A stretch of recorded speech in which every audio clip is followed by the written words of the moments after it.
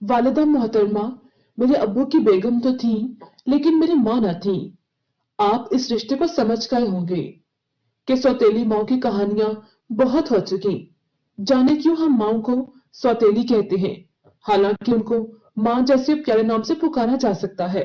اپنی ماں اگر ڈانٹے تو اولاد کے لیے بھلے کے لیے ہوتا ہے، دوسری ماں بھی اولاد کا بھلا ہی چاہتی ہے، لیکن ہم لڑکیاں خود کو دوش دینے کے بجائے ان کو دوش دیتی ہیں۔ میں 16 برس کی خطرناک عمر میں اپنے بجائے ماں کو غلط سمجھتی تھی، ان کو ظالم جانتی تھی، اور جب مجھے کسی غلط کام سے روکتی تو میں ان کو اپنا دشمن سمجھتی۔ ابا کی یہ بیگم بہت نیک اور سلجھی ہوئی تھی۔ میں 4 برس کی تھی جب اماں انتقال کر گئیں اور ابا نے دوسری شادی کر لی۔ تب ان نیک بخت خاتون نے مجھ کو باہوں میں بھر لیا اور پیار کے ساتھ پالا۔ ان کا نام نفیسہ بیگم تھا۔ وہ مزاج کی بھی نفیس تھی۔ 10 برس تک مجھے ان سے کوئی شکایت نہ ہو سکی۔ ذرا ہوش سنبھالا تو من مانی کرنے لگی۔ تب امی نفیسہ نے بات بات پہ روکنا شروع کیا۔ ان کا کہنا تھا کہ زمانہ خراب ہے، لڑکی ذات کو گھر میں رہنا چاہیے، بچوں کو تو سمجھ ہوتی نہیں، ان کو دینی پڑتی ہے۔ 12 برس کی عمر تک میں محلے میں آ جا سکتی تھی۔ میری بہت سی سہیلیاں تھیں، وہ بھی مجھ سے ملنے کو آ جاتی، لیکن 13واں برس لگتے ساتھ ہی امی نے کہہ دیا کہ بیٹی شاہینہ، سہیلی کتنی ہی اچھی کیوں نہ ہو، میری اجازت کے بغیر کسی کے گھر مت جانا۔ میری ماں، جن کے بارے میں سوتیلی ہونے کا کبھی سوچا بھی نہ تھا، ان کا سوتیلا پن کھٹکنے لگا اور میں امی نفیسہ سے بیزار ہو گئی۔ اسکول تک تو حالات یوں ہی رہے، کالج جاتے ہی میں دلیر ہو گئی۔ امی کو خاطر میں نہ لاتی، بظاہر بات مان لیتی کیونکہ ڈر تھا کہ ابا کو شکایت کر دیں گی۔ باطن ان کو زچ کرنے کے منصوبے سوچتی رہتی۔ سب سے زیادہ بیزار میں اس وجہ سے ہوئی کہ وہ مجھے کسی کے گھر آنے جانے نہ دیتی۔ بھلا یہ بھی کوئی بات ہے کہ سہیلیاں تو ہمارے گھر پہ آئیں اور امی جان ان کی آؤ بھگت بھی کریں، لیکن ہم کسی کے بلانے پر ان کے گھر نہ جا سکے؟ فریحہ میری کلاس فیلو ہی نہیں، گہری سہیلی بھی تھی، اور میں اس سے کبھی بھی اپنے دل کی بات نہ چھپاتی۔ ایک بار اپنے بھائی کی منگنی پر اس نے مجھے بلا لیا۔ امی نے حسب معمول منع کر دیا۔ انہوں نے کہا کہ دوستی کو کالج تک رکھو، فریحہ تمہارے گھر آتی ہے تو آئے، مگر تم نہ جاؤ گی، وہاں نہ جانے کون سے مرد آئے ہوں گے، تمہارے ابا اس بات کو پسند نہ کریں گے کہ تم غیروں کے سامنے جاؤ۔ اس روز میرے دل پہ قیامت ٹوٹ گئی۔ فریحہ کے فون بار بار آ رہے تھے، شانی تم نے لازمی آنا ہے ورنہ میں خفا ہو جاؤں گی۔ یہاں امی نے کہہ دیا تھا کہ اجازت لینی ہے تو ابا آ جائیں، ان سے پوچھ لینا۔ مجھے معلوم ہے کہ ابا یہی کہیں گے کہ اپنی ماں سے پوچھو، وہ ہمیشہ ہر بات میں یہی کہتے تھے۔ منگنی کا وقت بیت گیا اور میں نہ جا سکی۔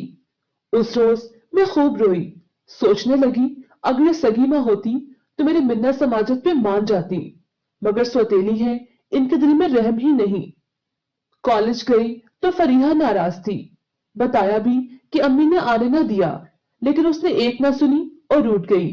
اس دن کے بعد سے میں نے یہ وتیرہ اختیار کر لیا کہ جو ہی کالج سے چھٹی ہوتی کسی نہ کسی کے گھر چلے جاتی، کبھی بازار، کبھی سہیلی کے گھر، اور امی سے بہانہ کرتی کہ امتحان نزدیک ہے، انگلش کی ایکسٹرا کلاس ہوتی ہے، اس لیے دیر ہو جاتی ہے۔ سو مجھ نادان نے ماں سے بدلہ لینے کا طریقہ نکال لیا کہ ان کو بتائے بغیر لڑکیوں کے ساتھ ان کے گھروں اور شاپنگ سینٹر جانے لگی۔ ماں سمجھتی کہ بچے کے کالج میں خوب پڑھائی ہو رہی ہے۔ یہ اس روز کی بات ہے جب میں گیٹ سے نکلی تو ماجد کو کھڑے پایا۔ یہ فریحہ کا بھائی تھا، میں اس کو اچھے سے جانتی تھی۔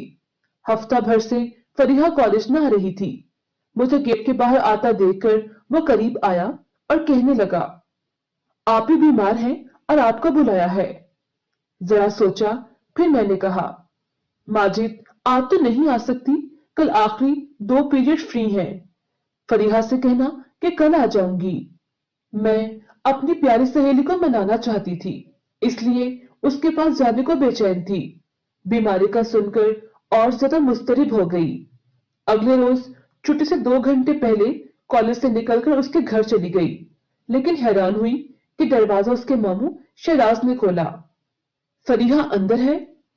ہاں ہاں اندر ہے، شہراز نے راستہ دیا اور میں سیدھی فریحہ کے گھر میں چلی گئی، لیکن وہاں کوئی نہ تھا، حتیٰ کہ فریحہ کے کمرے میں بھی کوئی نہ تھا، بلکہ سارے گھر میں شہراز کے علاوہ کوئی بھی نہ تھا۔ کیا خبر تھی کہ فریحہ کو علاج کے لیے گھر والے لاہور لے کر گئے ہیں اور اس کے خالی مکان میں میری بدبختی تاک لگائے بیٹھی ہے۔ اب معلوم ہوا کہ امی جان کیوں کہتی تھی کہ تنہا اور بغیر بتائے کبھی کسی کے گھر مت جانا، لیکن نافرمانی کی سزا مقرر ہو چکی تھی۔ جال میں پھنسا ہوا پنچھی سوائے پھڑ پھڑانے کے اور کیا کر سکتا ہے؟ بدبختی کا تمانچہ کھا کر جب میں گھر پہنچی تو مجھ کو دیکھ کر امی کا رنگ پیلا پڑ گیا، کہنے لگی کیا ہوا؟ تیرا رنگ کیوں اڑا ہے؟ سچ بتا، میرا دل ڈوب رہا ہے۔ کچھ نہیں ماں، کالج سے پیدل گھر آ رہی تھی، ایک موٹر سائیکل سوار نے ٹکر مار دی، میں تو لڑکھڑا کر سنبھل گئی، لیکن مجھے بچاتے بچاتے وہ دھماکے سے سڑک پہ جا گرا۔ میں رکی نہیں کیونکہ بھیڑ اکٹھی ہو گئی تھی، خدا جانے اس کا کیا حشر ہوگا۔ امی نے اس سفید جھوٹ کو غور سے سنا، جبکہ ان کی جہاں دیدہ نگاہیں میرے اجڑے چہرے اور بوکھلائے وجود پر مرکوز تھیں۔ یہ تیری اوڑھنی پھٹ گئی ہے، چوڑیاں بھی ٹوٹ گئی ہیں، اور تجھے چوٹ نہیں آئی؟ میں کیسے مان لوں یہ معمولی حادثہ تھا؟ جی چاہا کہ امی سے کہہ دوں کہ چوٹ تو روح پر آئی ہے، دل پارا پارا ہو گیا ہے، مگر ہمت کہاں سے لاتی؟ خاموشی سے اپنے کمرے میں سر درد کا بہانہ کر کے لیٹ گئی اور کمبل میں منہ چھپا کر خوب روئی۔ اگلے روز بخار ہو گیا، 4 روز تک کالج نہ گئی، پھر اتوار کی چھٹی ہو گئی، پیر کو کالج گئی تو ایسے جیسے کوئی مردہ قبرستان کی جانب جاتا ہے۔ فریحہ آج بھی نہ آئی تھی۔ شام کو اس کی امی ہمارے گھر پہ آ گئیں۔ امی سے کہا میں اپنے بھائی شہراز کے لیے آپ کی بیٹی کا ہاتھ مانگنے کو آئی ہوں۔ میرا بھائی بزنس کرتا ہے اور میرے پاس رہتا ہے کیونکہ امی ابا انتقال کر چکے ہیں اور ہم اکلوتے بہن بھائی ہیں، اور یہ بھی بتایا کہ فریحہ بیمار ہے تبھی نہیں آئی، اور میں نے آپ کی بیٹی کو کالج کے ایک فنکشن میں دیکھا تھا۔ میں شاہینہ کے ابا سے مشورہ کر کے جواب دوں گی۔ امی نے کہا ابا فریحہ کے والد کو جانتے تھے اور ان سے مل بھی چکے تھے، کئی بار فریحہ کے ساتھ ہمارے گھر آئے تھے۔ جب میری سہیلی کو مجھ سے ملنا ہوتا تو وہ اسے اپنے ساتھ گاڑی پر لاتے، انکل ابو سے گپ شپ کرتے رہتے، تب تک فریحہ مجھ سے مل لیتی، پھر اس کو ساتھ لے جاتے۔ والد صاحب نے امی سے کہا کہ ہم نے شاہینہ کا رشتہ کہیں تو کرنا ہے، اور یہ لوگ اچھے ہیں، میں لڑکے سے مل لوں تو ہاں کہہ دیں گے۔ امی نے مجھ سے پوچھا تو میں نے جواب دیا کہ زہر دے دیں مگر کبھی فریحہ کے ماموں کے ساتھ شادی نہ کروں گی۔ کبھی کبھی فریحہ کو لینے کالج آتا ہے اور مجھے زہر لگتا ہے۔ اگلے روز کالج گئی، چھٹی کے وقت شہراز کو گیٹ کے سامنے پایا۔ وہ مجھ کو یوں دیکھ رہا تھا جیسے کوئی لٹیرا دیکھتا ہے۔ جو ہی کالج سے نکلی اس نے راستہ روک لیا، کہنے لگا ناراضگی چھوڑو اور میرے ساتھ گاڑی میں بیٹھ جاؤ، تم کو فریحہ بلا رہی ہے۔ میں نے حقارت سے اس کی جانب دیکھا، جی چاہا کہ جوتا اتار کر اس پہ برسانا شروع کر دوں، لیکن یہ اپنی بدنامی کا سامان تھا۔ اس کو نظر انداز کر کے آگے بڑھی، لیکن وہ باز نہ آیا۔ اگلے دن چھٹی کے وقت پھر سے موجود ہوا، اب میں آگے آگے اور وہ پیچھے پیچھے تھا۔ تب میری غیرت نے للکارا، جو میرا غرور تھا وہ یہ بدبخت چھین چکا ہے، کیوں نہ اس کو گالیاں دے کر دل میں ٹھنڈک ڈالوں۔ میں نے اس کو سامنے پارک کی جانب جانے کا اشارہ کیا جو اس وقت سنسان تھا۔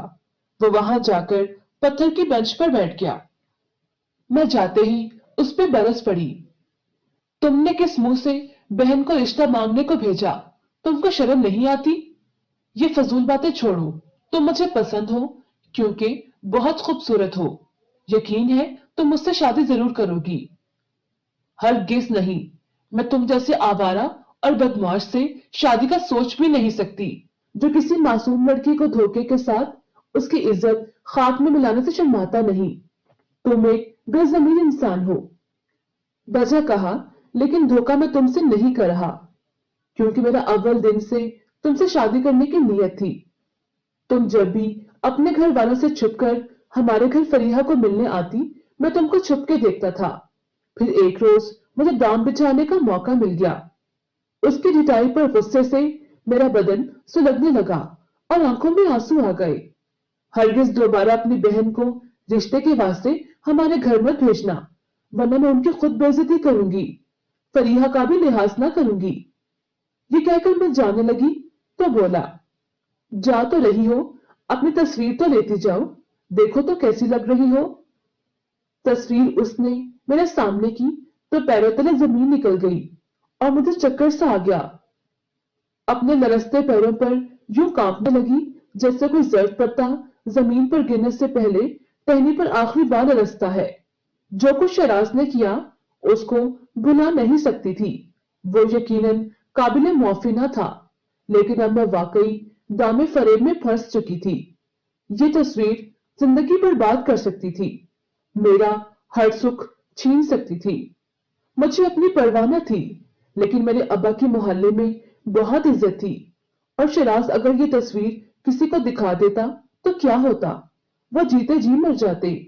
اپنے والد کو ایک بڑے عذاب سے بچانے اور خود کو ان کا مجرم سمجھتے ہوئے جب ابا نے اس رشتے کے حق میں فیصلہ کیا تو امی کے پوچھنے پر میں نے بھی ہاں کہہ دی، اور اس طرح شہراز کی جیت ہو گئی۔